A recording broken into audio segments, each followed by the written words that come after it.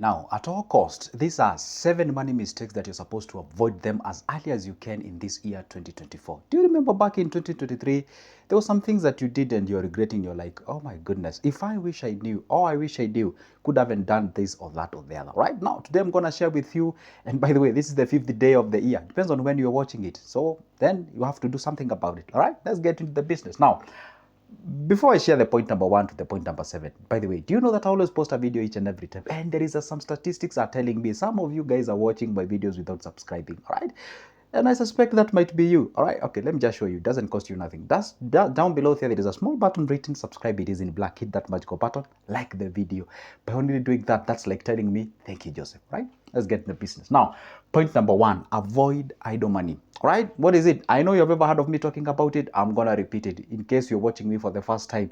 There is something called idle money, or in another name is called a non-committed money. All right, what is a non-committed money? Non-committed money is that money that you just have it in a bank. Okay, you get paid, you use whatever you're gonna use, the remainder is actually in a bank. Just I mean, it's just nothing. It's not for business. It's just out there. It's doing nothing.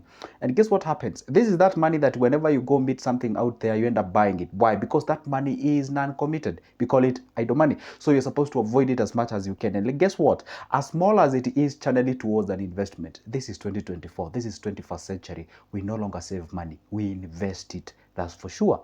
So what am I saying? Avoid having that what we call an uncommitted money. All right, let's get to the business. Now, number 2, avoid free or freestyle approach of your money. There is this freestyle way of approaching your money. Let's just give a very typical example. You're just out there, you usually never have a budget, you don't even plan anything, you're just out there, you get paid, you don't even know how much goes for the food, you don't even know how much goes for your entertainment, you don't know how much goes for your black tax, meaning helping family members back at home. You know nothing. When I ask you, and by the way, one of the biggest red flag that I usually get whenever I ask somebody or from a client, because people call me for the same. And by the way, if you'd like to call me pertaining the same services, you can always pick my number from the description of this specific video. Now, the point is, whenever a client calls me and asks them, okay, fine, how much do you pay your rent? I've never met anybody who doesn't know how much they pay for their rent. Everyone knows. But when it comes to how much goes for your entertainment, how much goes for your food? Let's give it. Those are red flags. It tells you that you're engaging your money in a very freestyle way. And by the way, let me give this example. Budgeting is the sacred language that money understands. It's actually telling your money where to go. All right. So instead of just wondering where it went, have you ever been in a situation whereby you're taking a pen and paper and you're trying to skim down and asking yourself, okay, fine, I had like 30,000 last week, so I don't know, I have nothing, I have like 2,000 in my pocket, so where exactly did it go? And then you're there, quiet, trying to catch up. You see, what happened is that money is ahead of you. You're trying to do what we call the catch-up game. Even if you try to trace where the money went, the fact remains it went. Okay, so the point is you're supposed to have what we call the budget. It's allocation. Whenever the money shows up, you're like, okay, fine. Hey, 60,000, welcome my home. Okay, fine. Now, the 10,000 out of your 60,000 go for my rent. The 5,000, go for my school fees, all right? The 2,000, hey, go for my subscription, maybe in a Wi-Fi or something. I mean, like, you have that strategy laid down. So the money has respect to you. Whenever they come up, they know, hey, 15,000 without no compromise has to go for the investment.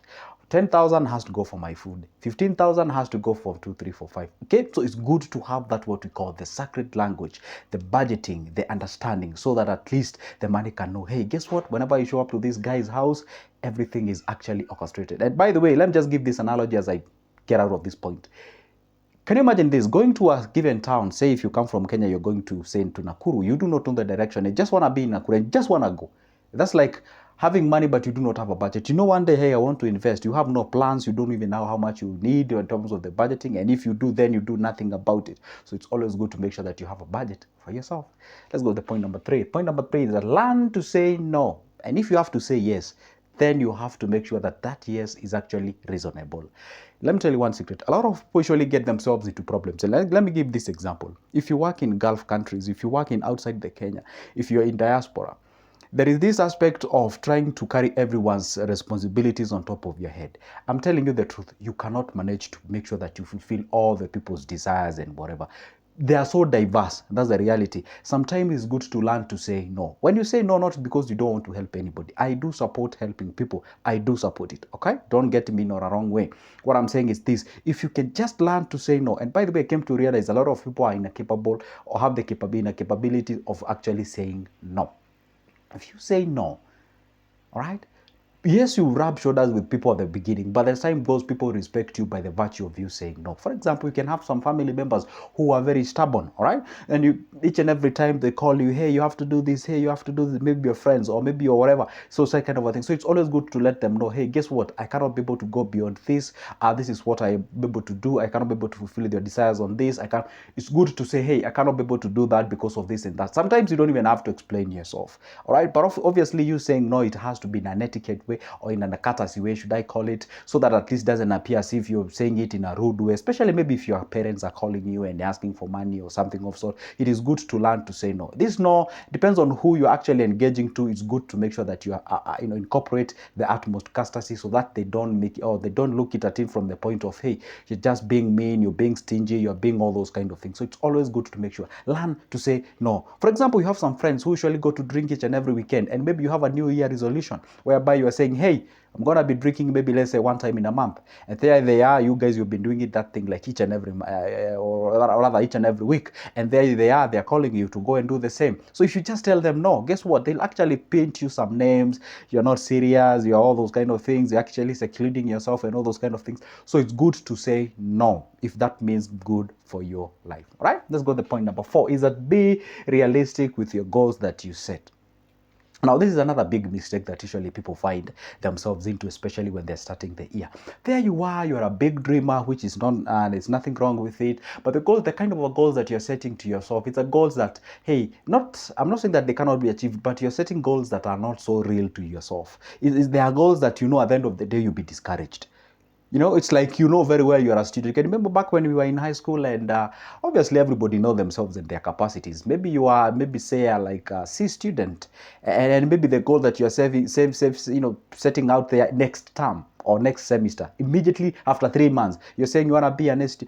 I'm not saying it can't happen, but obviously, I mean, let's be real, okay? Let's be real. You're gonna get a lot of discouragement, probably each and every year. Be real. You want 10,000. You manage to save 3,000 at the end of the month. Fine. Aim at least getting 40,000 per month, per year.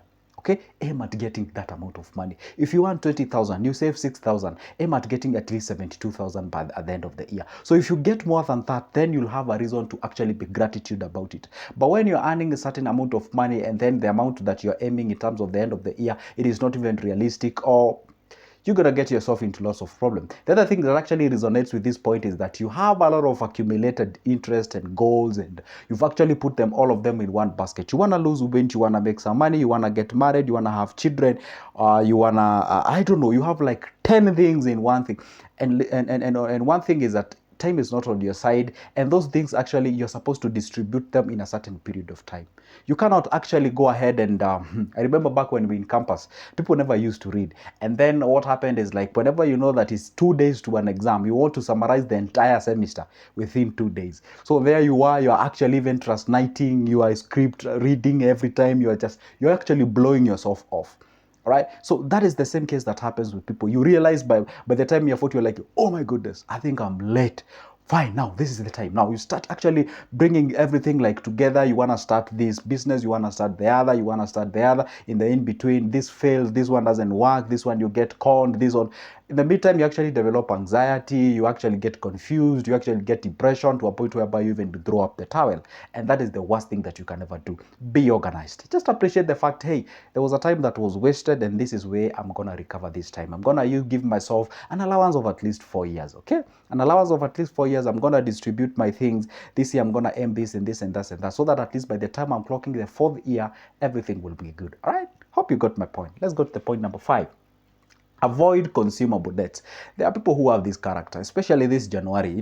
January is actually that month that you get out of the holiday season. And probably we are about to go to the 15th date, 12th, 21st date. That's where a lot of people tend to be like, hey, January is very hot. I got no money and all those kind of things. Then you're contemplating getting a loan out there. And this type of a loan that you're getting is not for the investment. Probably the salary advanced or whatever it is. And this loan that you're getting, it is actually to fund your consumables. You want to do so. Maybe you are used to going outing, maybe taking some coffees. Maybe there is a carpet that you want to buy a TV. Maybe you want to pay some things that are out there. I mean, seriously, you don't take a loan to pay the consumables. That's for reality. That's the real. So the point is, take that loan and invest it somewhere where it can actually actually bring some cash on board. And let me say something here that you might take it controversially, but that's the truth. You know, the truth doesn't change. It still remains to be the truth. See, there's some people usually take a loan and buy food. It is wrong. Yeah, it is wrong. Yeah, no matter how you bring the issues of, hey, what if they do not up? Yeah, that's true.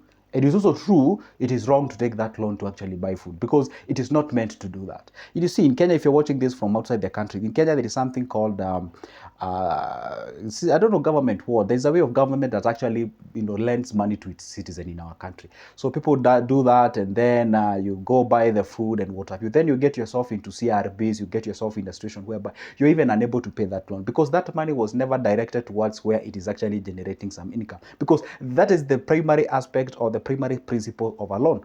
Take it, invest it somewhere, generate some income, it can pay itself and also leave you something behind. That's a fact. Now you take this money, you go buy some wheat flour, whatever you eat, and you're done.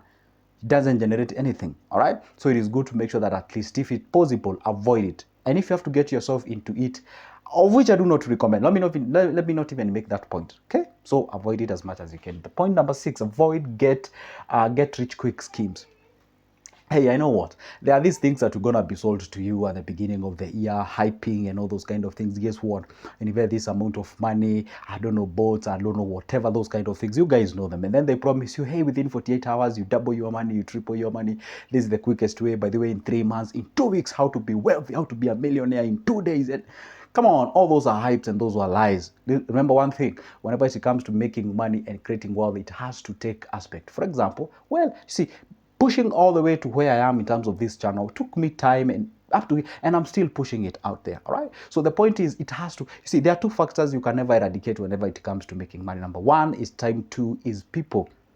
The amount of money you make is directly proportional to the number of people you influence in your life. So those are 2 factors that you have to make sure that you actually touch so that at least you can be able to make money. All right. So if you want to violate the aspect of time and be able to make more within a short period of time, because you can, it is possible, you can. Therefore, make sure that at least you be able to scale down your services, meaning that you can actually reach a lot of people. Then you can be able to have a lot of people subscribing to the packages that you have. That's the one way you can get it. But if this issue of just getting out there and that doesn't work. Just avoid the quick, get rich quick things and all those kind of things, okay? And they come with funny names, I don't know, marketing, I don't know what, pyramid schemes. Just avoid all those kind of things so that you don't get discouraged. And do not have this feeling of the fear of missing out, because I know that's a thing that actually disturbs a lot of people. The last one, but not the least, is that avoid emotional-based purchases. What do I mean? Have you ever been, for example, you are in your 15th day of the month and usually receive your salary at the end of the month or the 20th day, and then you have this, feeling crossing your mind. You're like, oh my goodness, once I get that money, guess what? I'm going to treat myself. You know what?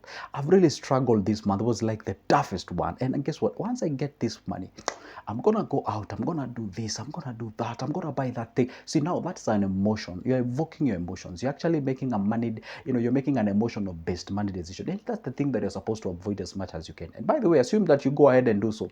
Then after some times, you're like, oh my goodness, I think I made a mistake.